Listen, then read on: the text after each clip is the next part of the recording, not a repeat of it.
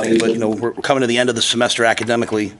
To be academic all Big Ten, you have to have been in school for a year and then meet all the other criteria. We had 91 guys eligible, and 71 made it, which is the highest percentage, according to Dennis LeBlanc, that we've ever had. So credit to all those young men for what they're doing in the classroom. Special note is to Bryce Benhart, who did it for the 5th time. So, obviously, first year he couldn't do it, so he's been here for 6 years. He's done it 5 times. And that's, to me, that's the Nebraska way. So with that, I'll answer your questions. Matt, what's your secondary coach situation with Coach Butler moving to the defensive coordinator spot? Yeah, he's had Adam DeMichael with him all year. Tariq, our GA, has been with him all year. So he's handling that with those 2 guys right now. We will hire a secondary coach. We actually have some people in for interviews today and tomorrow. So, or not talk to, whatever you call it. So there's a process. We'll follow it, but we should have something pretty soon. Can you take us through your decision to hire John as a defensive coordinator? Yeah, I was very, very, very methodical. I talked to John about his vision. I interviewed probably 5 people, 6 people. There were a lot of parameters to me that mattered. The least of which was the optics. I was like, I didn't care about making a splash or anything like that. I wanted to make the right decision. As I've said, Coach Kevin McGarry, who's been here the last couple of years, I think he told one of the candidates, that coming here is is a defensive coordinator's dream. We practice a certain way, we play a certain way. So I wanted to get the right person. I talked to a lot of great candidates. There was a ton of interest from sitting defensive coordinators. But I thought I really like what we've done the last 2 years. I thought we maybe took a step back defensively a little bit this year in some areas. But I like what we've done. I like the overall general philosophy. And so, but to win moving forward, and this is something that, a mentor of mine, Phil Snow, said to me. He said, Matt, to win moving forward, the things we're doing, the havoc that we're creating is great on, third down, to be first and second down. To be great moving forward on third down, some of the stuff that we've done in the NFL, third down packages, second and long packages versus the teams who can really throw it. Like, we can go out, we played good against Iowa, but, Iowa's a running team. To be able to stop the offenses that we're going to need to stop, that can drop back and spin the ball, we're going to need some advanced, I think, defense on third down, 2-minute, red zone. And as I went through that, John had the top secondary in the NFL for 5 years. There was a lot of outpouring from our current players, guys I really respect. And, I'm not going to make that decision because of that, but I think they felt like, some of the current guys in the secondary felt like after 3 or 4 years in college, John had brought a professionalism and a next level mentality to them that they thought was going to prepare them for the next level. Some of them had no business, they're leaving, so they didn't have to say that to me. So I think it was just a combination of who can add to what we're already doing at a high level, who can bring some things secondary-wise to really help us, and after working with John for a year, I thought he was really, really professional, really good to work with, great evaluator, and excited for him. John's talked about this a little himself, but how have you seen him adjust this fall to the college game after he had that decade in the NFL and coaching a different type of player? So I think the transition, to be asked to come make that transition in late July is really hard. I think John will tell you one of the things early on, he just had to concentrate on the guys that were playing, which is not what we want to be. Like, we want to be a developmental, work with the young players, get them better. I think about halfway through the year, I think John kind of took a step back and really kind of started to pour into the younger players, because knowing, hey, we need these guys. But to ask someone to come in and learn a different system, Tony White's system, in July is really difficult. And so I think he had to just kind of concentrate on the gifts and the Deshaun's. And I think Deshaun played his best ball this year, So, but when I sat there and looked at the second bye week, and I looked at bowl practice, I looked at what like Donovan Jones is doing, and Braylon Prude, and Caleb Benning, and Amari Sanders, and Larry Tarver, and all these young players, Mario Buford. And what I've seen them really make some jumps, like some real jumps. And so it might have not have been the trajectory was going early on, but I think a lot of that was just difficult. And then I think they've really made that. But, we're going to hire a secondary coach who's in alignment with John. I think the biggest thing is his ability to game plan opponents, the way he sees it. Again, I think we've done a lot of good things in 2 years. I think some areas, though, like red zone defense, some of the things on third down, are opportunities for us to get better. And I think a lot of that will come down to coverage and more advanced coverage and blitz packages. But how do you envision Phil Snow's role on this staff? Well, he's not officially hired, so I can't really talk about him.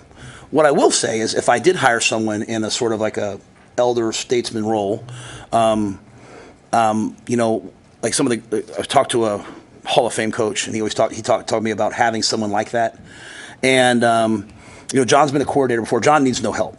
I don't believe that. But I do think in today's college football, when you're like looking around, this job as a head coach is a juggernaut. There's way more to do here than I had to do in the NFL. And so having someone over there on defense, seeing the big picture, whether it's portal evaluations or evaluating your own guys, or making sure at the end of the day we're still doing the old school fundamentals of running to the ball and running to the ball and tackling. I thought our tackling has fallen off this year. I don't think we played as hard this year running to the balls maybe we had the year before in some areas. And so I want someone, kind of a big picture person, that can help and assist in those areas. I have no doubt about John Butler's ability to game plan and to put us in the best position possible. But it's kind of those developmental, fundamental principles and building blocks that I want to make sure, as I have a whole new staff on defense, that there's someone there who believes what I believe. As I said, Coach Snow's not hired yet. When I did work with him, at Baylor, he was probably on the top. He was a Broyles finalist that last year at Baylor, and we had the second year in the NFL. He had the number 2 ranked defense, so he's obviously someone I trust. But I just think it's more about that role. I want someone like that to help me oversee it. So you think about me right now. I've got Dana Holgorsena as my offensive coordinator, who's been a head coach and been a long-time OC. I've got John Butler, who's been a DVC before, who's been in the NFL, who knows how to evaluate, especially in this portal era. And if I can have another elder statesman type person in there in that role, I think it frees me up to be as involved as I want to be, or as I can be. Because there's some days, guys, that I don't do any football. And I'd say there's probably more days than not that I don't do any football. And so, like even right now, bowl practice, I'm doing the best I can to get ready for the bowl. But I'm spending a lot of time, And I talk to a lot of other head coaches, like who maybe they've made offers to guys on our team. And when I talk to them about the guy on our team, they haven't even watched him yet. Like they're letting a personnel department do it. And so I don't ever want to get in that mix. I don't ever want to not be involved with who's coming and joining our team. Oh, I did want to ask about the offense. Dana now kind of having that permanent role for the last couple of weeks. What kind of jump do you think that group can make one last time together? And then, how comforting is it to know, the last 5 years you've been in a coaching job, you haven't necessarily known who your quarterback was going to be going into the next year. Now you do. How comforting is that to be able to see a guy and say, yes, we're going to be able to take him and carry him over, and the development he makes now is going to matter next year? Yeah, you're talking about the quarterback or talking about the coordinator, or both? Yeah, absolutely. I think when you look at like the success I've had in college as a staff, we've had as a staff, has been playing a freshman quarterback. The second year, them taking a step, and the third year, them becoming championship level quarterback. To me, Dylan played winning football for us this year. Really assimilating into what Dana's vision is. Having an off season, my vision is obviously this month is highly important, but the receivers in January through August, getting on the same page, and Dylan leading that and running. I think when Dylan came in last year, it was like earning his ability to speak. He was in a quarterback competition. I think now, obviously Dylan's the quarterback, and those guys, he can take that and run with it to a whole other level. And I had Joe Brady with me in Carolina. He would talk about the jump that like Joe Burrow made and getting in there with those guys starting day one of the offseason and throwing and catching. And so I think that continuity will be really important. And then Dana's vision for what will be really important. Having everyone on the same page. So that's critical. You're only a good head coach when you have great quarterback play. Just on the same page. Like there's no one in the college football playoff that ain't playing well at quarterback, basically. So you have to have a guy back there that you trust, and I trust Dylan. All 12 of those teams are in the top 30 in scoring offense, all the college football playoff teams. I don't know where you guys were, about 90th. how much of a jump do you got to take to get where you want to go offensively? We have to make a major jump offensively. There's no doubt, right? And so I believe we kind of in some ways have done some of that this month. I think we'll go into the bowl. The bowl's a little different now because your rosters really turn over and change going into the bowl. But really, it's this recruiting class we just brought in, plus the guys coming back, plus the portal additions that we make heading into the summer, and then the growth that we make. The days of, this is basically, it's basically, if we're being honest, 365 days a year free agency with the power in the players' hands. And so, which is what it is, right? So, I thought having an offensive guy in Dana that can adjust to that, where it's not, hey, it takes you 2 years to learn our system, while still building a system that prepares guys for the NFL. That's why I feel great about what Dana can do. So, no amount of turnover right now scares me, and no amount of additions scare me because I have a guy that can do that, and I think that's highly critical.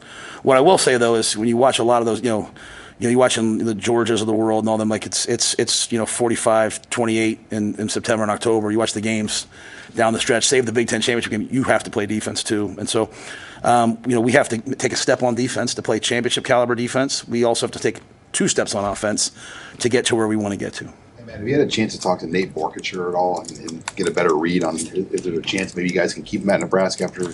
Yeah, I think. Well, first of all, I love Nate, and there's different kinds of portal exits and entries, and it's all been a little bit different.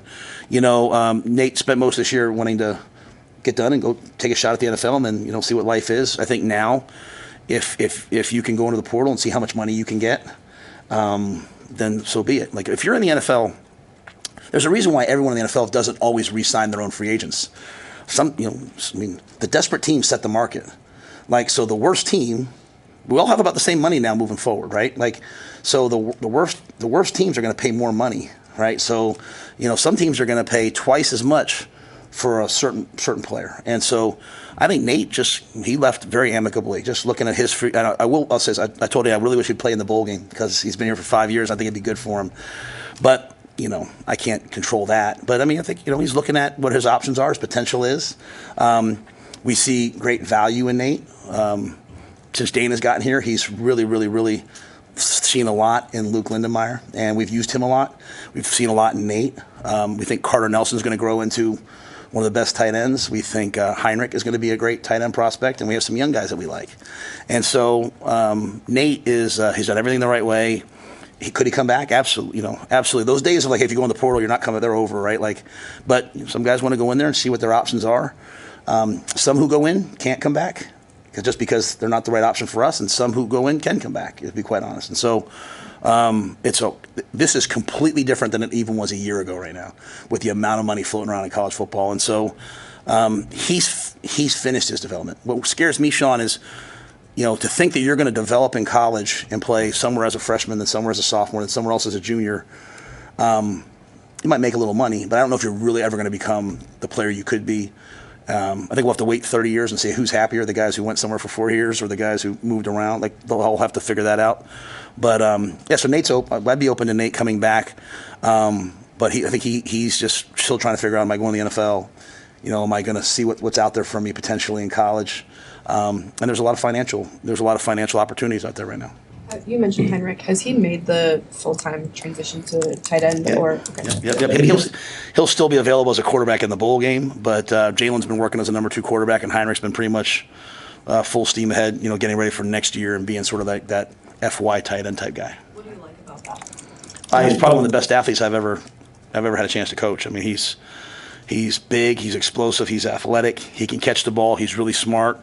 Heinrich can go out there, he can play tailback on one play and play X receiver on the next. In terms of knowing what to do, I'm not saying all those are specific to his skill set. So, but like I said, with a play designer like Dana, I think guys who can run and catch and block, they can do it. And so I think he's gonna have a real chance there.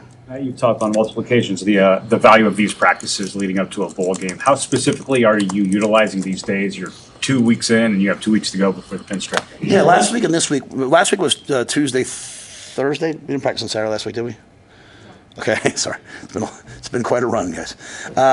Right now it's Tuesday, Thursday, Saturday with Monday, Wednesday lifting, and then next week will be a bowl week. So I mean a game week. So we'll do a full game week next week, Monday through Saturday.